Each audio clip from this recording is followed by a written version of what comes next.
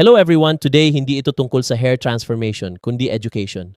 Ang topic natin today, kung paano nga ba ma-achieve ang platinum white silvery blonde. Alam mo ba na bago makuha ang platinum white, kailangan munang ma-achieve ang tamang level ng paglilighten? Paano nga ba makuha ang platinum silver? Marami ang nagtatanong kung posible ba itong ma-achieve ng hindi gumagamit ng bleach. Sa totoo lang, ang perfect silver gray ay makakamit lamang sa pamamagitan ng proseso ng bleaching. Kinakailangan munang malift ang buhok hanggang level 10 na may underlying pigment na pale yellow na tinatawag na banana peel.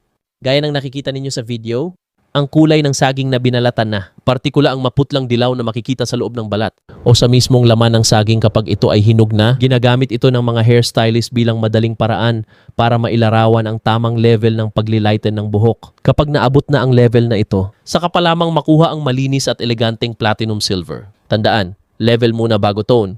Kapag hindi na-achieve ang tamang level, hindi rin makukuha ang target na kulay.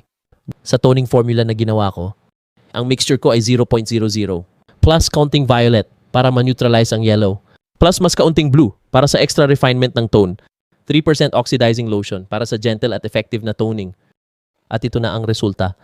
Isang malinis, icy at eleganteng platinum white finish. Tandaan, kung hindi malilift ang buhok sa tamang level 10, hindi rin makukuha ang target na platinum result. Level muna bago tone. Reminder, hindi ito DIY. Ang prosesong ito ay nangangailangan ng tamang kaalaman at karanasan. Kaya dapat professional hairstylist ang gumagawa upang maiwasan ang damage at makamit ang pinakamahusay na resulta. Gusto mo pa ng mga tips at hair color education? Don't forget mag-subscribe sa YouTube channel, mag-like at comment para sa mas marami pang hair transformations. Hindi lang buhok ang ginaan